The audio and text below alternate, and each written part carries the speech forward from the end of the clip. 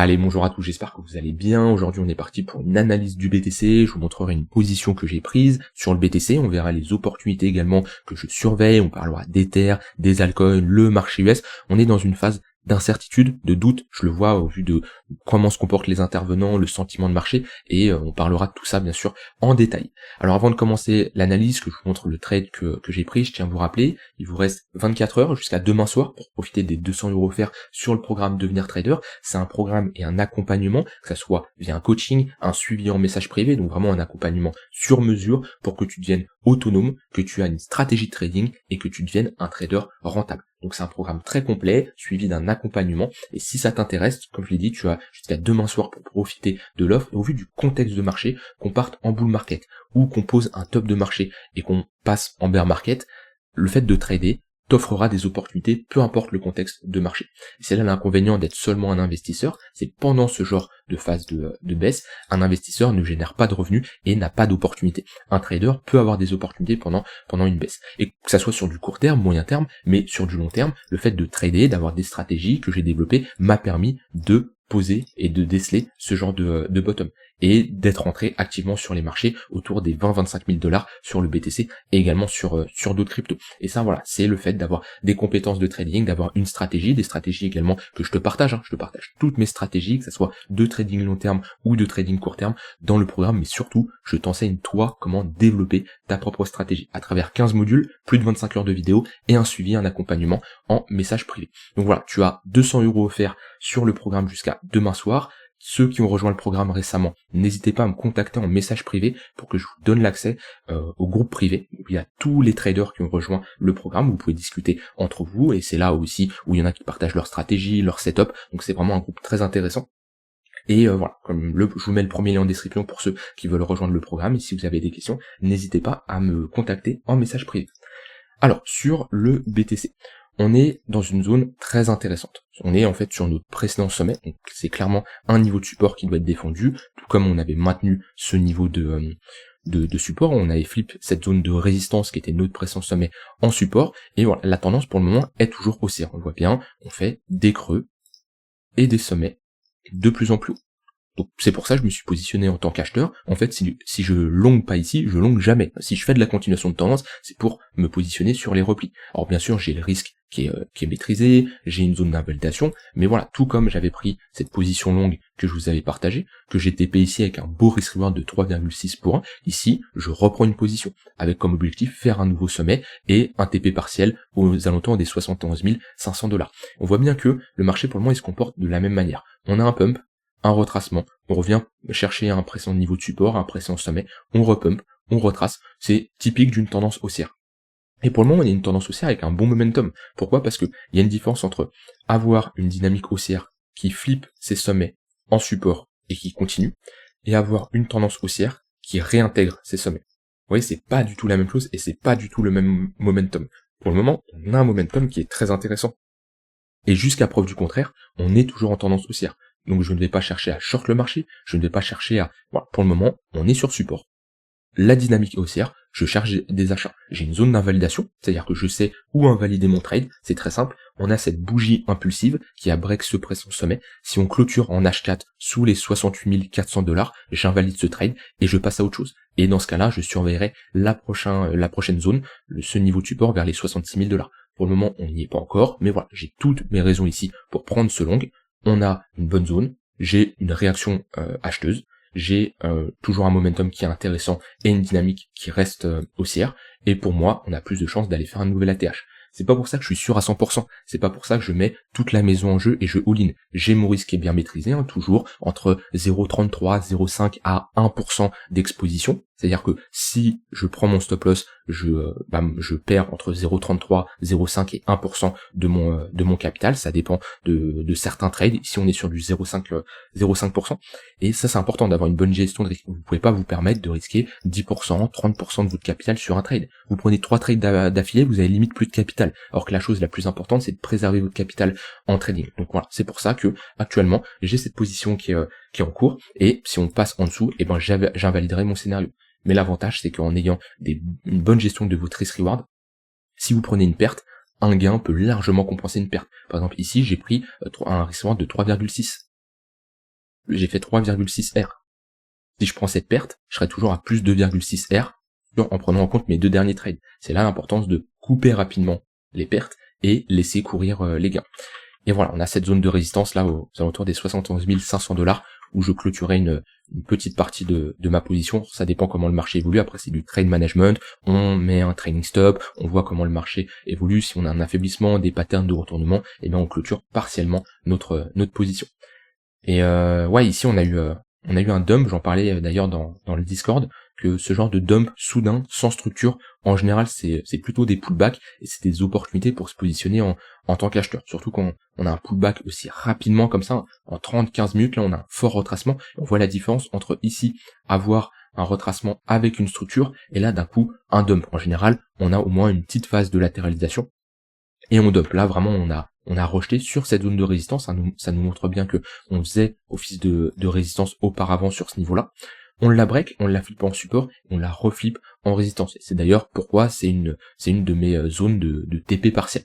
Donc on va tout simplement suivre l'évolution de ce trade. Un trade potentiellement que je clôturerai avant les élections aux États-Unis le 5 novembre. Au vu de la volatilité, j'aime pas avoir des trades en cours, surtout qu'on est sur un gros événement. Donc même sur des positions swing, ça peut jouer. Donc je vais voir en fonction de comment le trade évolue. Mais voilà, élection américaine le 5 novembre, attention à la volatilité. Personnellement, je ne prendrai pas d'autres trades, sauf si j'ai des trades qui s'enclenchent sur des setups sur de l'intraday, ce qui n'est pas le cas en ce moment, mais voilà, si j'ai des setups qui s'exécutent, je les prendrai. Maintenant, comme je dis, quand on a comme ça des grosses news, des grosses annonces, attention à la volatilité qu'on peut avoir sur les marchés. Donc voilà, on fera le suivi de ce trade là. Comme je dis, j'ai mon TP qui est fixe, j'ai mon stop loss qui est déterminé, j'ai mon risque qui est maîtrisé. Maintenant, j'ai plus rien, je contrôle plus rien, d'accord. Les seules choses que je contrôle, c'est où est-ce que je mets ma zone d'invalidation, où est-ce que je rentre et sur quel niveau je prends mes profits. Également, quelle taille de position, quel risque je vais mettre sur ce trade-là. Après, quand je suis en cours, c'est le marché qui décide. Moi, je peux rien faire. Et ça sert à rien de rester devant les écrans, ça sert à rien de passer sur des unités de temps inférieures et de se dire, allez, pump, allez, oui, faites ta zone de retournement. Si vous êtes devant les écrans comme ça, c'est pour une raison, vous avez peur de perdre votre trade. Et il n'y a rien de pire qu'avoir peur en trading. Si vous avez peur, c'est très simple, c'est deux choses. Soit vous avez une taille de position qui est trop importante, du coup automatiquement vous avez peur de perdre parce que vous êtes trop exposé et ça vous impacte mentalement parlant, donc vous passez votre temps sur les marchés. Soit c'est parce que vous avez une attente du marché, vous essayez d'anticiper ce que va faire le marché, sauf qu'on peut jamais anticiper ce que va faire le marché. Donc ça sert à rien de rester devant les écrans et se dire oui fais ça, vous perdez du temps. Vous avez mis vous avez votre position, vous mettez vos alertes et ensuite voilà, le marché il évoluera comme il devra évoluer. Mais ça sert à rien de passer du temps devant les écrans. Moi j'ai pris ce trade, c'est un trade que, comme je vous l'ai dit ici, je vais vous dire la même chose, que je vais peut-être garder des heures, voire des jours. Comme je dis là, il y a les élections présidentielles dans 3 jours, donc méfiance, je vais voir comment mon trade commence, surtout lundi, ça va être très intéressant de surveiller ça. Voilà, sinon, tendance toujours haussière, même si on a un sentiment qui peut rapidement se dégrader. Franchement, les gens doutent. Après, on a les élections présidentielles, donc en fonction des résultats, ça peut jouer énormément. Et voilà, on verra, de toute façon ça sert à rien d'anticiper, ça a l'air d'être du 50-50 dans tous les cas, c'est pour ça, on m'a encore posé des questions, j'avais fait une explication, mais oui, pourquoi il peut pas y avoir un sell the news, pourquoi, c'est pas pricé vu que c'est 50-50, ça serait pricé s'il y avait 90-10, mais là c'est pas du tout pricé, donc pour moi les élections vont avoir une importance sur la volatilité du marché, mais pour le moment, on reste haussier, et j'estime qu'on a plus de chances d'aller break la TH. Maintenant, ce qu'il va falloir surveiller, et pour ceux qui cherchent à short, que je vous répète, il n'y a aucun setup de short depuis des semaines, là depuis qu'on a réintégré, qu'on est passé au-dessus des 60 000 $, il n'y a aucun setup de short, ça fait déjà plus d'un mois que je vous le dis. Maintenant, ce qu'il va falloir surveiller, c'est l'ATH. Le seul short qui peut se réaliser, c'est si on a un break de l'ATH et une réintégration. Dans ce cas-là, ça peut être intéressant de chercher un short avec une zone d'invalidation au-dessus du précédent sommet et de targeter le bad range, voire des targets beaucoup plus basses. Parce que si on a la réintégration d'un gros range comme ça, c'est pour aller chercher l'extrémité basse. C'est le seul short qui peut être intéressant à prendre si on fait un nouvel ATH. Pour le moment, sinon, je vois aucun short, à moins qu'on ait ici une pattern de retournement et qu'on flippe cette zone de support, les 69 000 $ en résistance. Dans ce cas-là, on pourrait avoir un setup qui s'exécute pour aller chercher les 60 000 $. Voilà, c'est les deux scénarios, si je devais short le marché, que je prendrais. Maintenant, c'est beaucoup trop tôt. Voilà, là, c'est de l'anticipation. Je peux pas savoir si on va avoir une réintégration, je peux pas savoir si on va avoir une pattern de retournement, donc c'est une hypothèse de travail que je mets en avance, mais je sais pas ce que va faire le marché. Par contre, si le marché fait ça, ça peut être un setup pour potentiellement se hedger ou prendre un short pour viser des extrémités beaucoup plus basses. Sinon sur l'intraday, BTC, pas d'opportunité, de toute façon pas trop de volatilité sur le marché aujourd'hui. Comme j'ai dit, dans tous les cas, on est sur des extrémités basses, donc je vais plutôt chercher des achats. Et c'est quand le marché panique un peu, qu'on baisse comme ça, en général les gens commencent à short, et quand on est euphorique, que le marché en 3 jours fait un plus 10%, que ça y est, to the moon. Non, on attend des replis pour se positionner. Moi quand on est ici, je vous dis quoi? Je vous dis, on a plus de chances d'aller faire un nouvel ATH. Par contre, qu'est-ce que je vous ai dit? Ce n'est pas le moment de se positionner. On est sur résistance, on est proche d'un nouvel ATH, le risk reward n'est pas intéressant. Donc on attend, on a un repli, très bien, notre repli on l'a, et ben là on exécute le setup. C'est là l'importance de patienter. Et quand on a des marchés qui pumpent trop, on attend toujours des replis pour se positionner. Ayez la patience. Si vous êtes impatient et que vous rentrez ici, pour avoir ce genre de risk reward ou même avoir un stop ici, ça vous donne pas un risk reward intéressant. Moi vous voyez que mon TP ne me demande pas de faire un nouvel ATH. D'accord? Ou limite, on est sur le pressant sommet, et j'ai un risk reward très intéressant, que je peux couper bien avant, et j'aurai toujours un risk reward intéressant. Si vous avez un risk reward de 2 pour 1, pour aller chercher, ici, 80 000 $, est-ce que c'est possible? Oui, mais est-ce que c'est intéressant de prendre autant de risques pour un 2 pour 1? Non, je préfère attendre un repli et avoir une meilleure exécution. Voilà, sur le BTC, rien d'autre à ajouter. On avait retrouvé des spreads qui étaient positifs, mais on voit que sentiment de marché plutôt négatif, on ravale assez rapidement. Maintenant, il faudra voir les clôtures. Sur Ether, c'est pareil.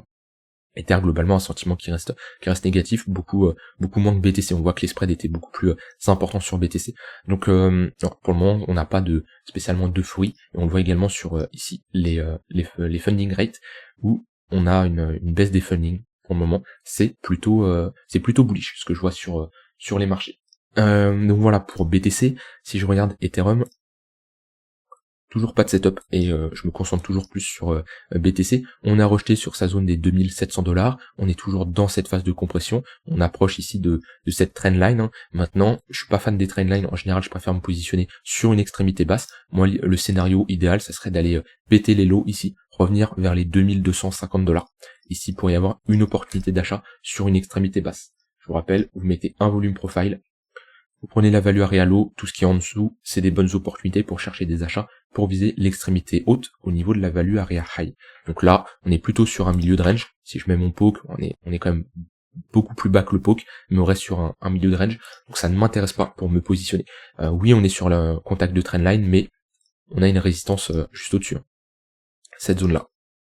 Donc là, d'un point de vue risk-reward, c'est pas intéressant. En tout cas, dans tous les cas, je ne trade pas les trendlines, je la mets comme ça pour juste la regarder, avoir un visuel dessus, mais j'aurai pas de setup qui s'exécute. Par contre, si on vient chercher ces creux ici, ce creux-là, et qu'on a un long squeeze, on liquide les longues, on réintègre rapidement et on va chercher l'extrémité haute, pour moi on aura des chances en tout cas d'aller chercher l'extrémité haute, donc je chercherai des achats si on a une réaction acheteuse. C'est le seul setup que je surveille sur Ether, à part l'autre setup que vous avez partagé, c'est-à-dire repasser au-dessus des 2800-2900 $, et dans ce cas-là on peut chercher un long pour target l'ATH. C'est le deuxième setup, mais on n'y est pas encore.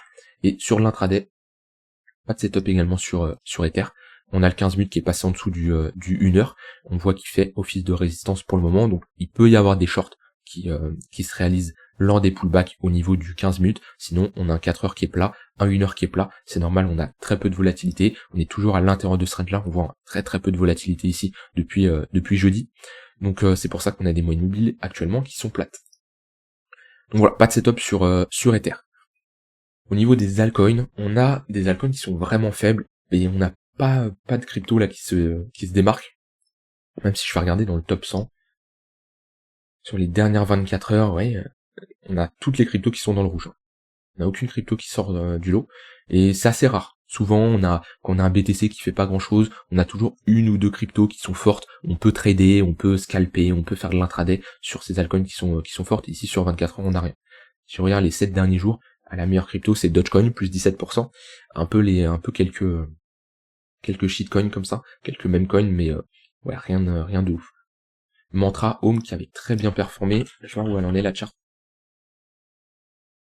On est toujours ATH sur ATH. Pareil, hein, continuation de tendance, les pullbacks dans les moyennes mobiles, c'est intéressant. Là, on revisite un précédent sommet. Tout ça, c'est des opportunités pour se positionner. Maintenant, là, pour ceux qui veulent se positionner sur l'investissement spot, c'est le pire endroit. Je vous le dis, c'est le pire endroit pour se positionner. On attend, on trace notre Fibo. Alors là, il y en a qui vont me dire, je vais tracer un Fibo et je vais avoir le message classique que je reçois assez souvent. On va me dire, non mais attends, on va jamais revenir ici. Moi, je le dis, actuellement, si j'étais investisseur sur Home, la zone qui m'intéresserait, c'est celle-ci. Alors on va me faire, non mais attends. Là, quelqu'un qui investit sur Home, il va faire, non mais attends, Home va jamais prendre un moins 65%. On n'en sait rien. On n'en sait rien. On reprend le cas de Tao. Quand on était ici, je vous disais quoi? Je vous disais, jamais j'achète. Je trace mon Fibo. Si on revient chercher ma zone de rechargement, 0,518, 0,786, je suis acheteur. Le nombre de messages privés que j'ai reçus, non mais t'es malade, Tao, c'est direction les 1000 $, 1500 $, il va jamais revenir. Visiblement, il est revenu. Et je me suis positionné en tant qu'acheteur. Et j'ai pris mes profits sur les 0,118 et on corrige bien. Parce que là, c'était une bonne zone pour prendre des profits. Au niveau des 520 $. On voit qu'on revient chercher cette zone. Tao, la zone idéale, ça va être ici les 350 $. Un bon pullback, il va falloir ne pas réintégrer. Si on réintègre les 350, on réintègre un gros niveau, c'est pour aller chercher les 220 $. Donc voilà, prochaine zone sur Tao. Ce que je veux faire comprendre, c'est n'anticipez pas ce que va faire le marché. Si vous pensez que des altcoins comme ça, à capitalisation assez faible, on est quand même sur la 60e crypto, c'est des cryptos qui peuvent prendre du moins 30%, moins 40% en quelques jours.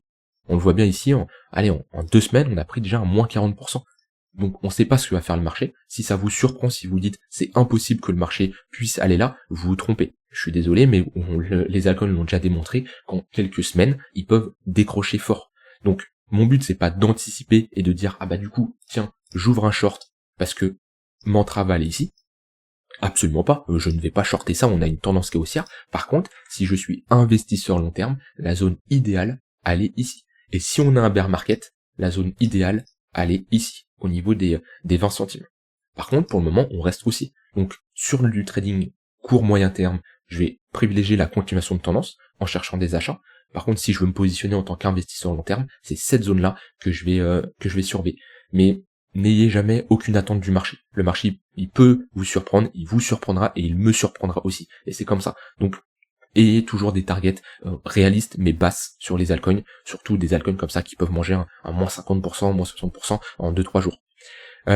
Sinon ouais, pas d'autres altcoins qui sort du lot, Dogecoin qui reste assez fort, mais on est où sur Doge?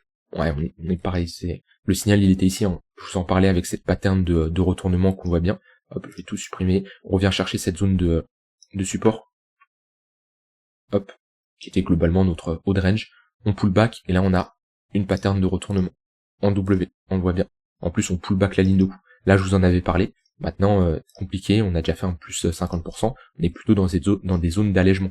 Quand je dis allègement, c'est pas spécialement tout vendre, c'est de clôturer une partie de sa position au 25-30%, et comme ça, si on retrace, on peut rengager du capital sur des niveaux de support intéressants. Là, on est dans notre zone de rechargement de short, on est revenu chercher un niveau de résistance, c'est pas la meilleure zone pour se positionner. Donc, pour la continuation de tendance, pourquoi pas. On a des moyennes mobiles qui sont orientées à la hausse. On est dans le 1 heure. On a une compression entre le court terme là, 1 heure et 15 minutes. Donc si on commence à avoir une résolution du 15 minutes par le haut, ça peut être une bonne zone pour faire de la continuation de tendance. Si on perd le 1 heure, prochaine zone le 4 heures.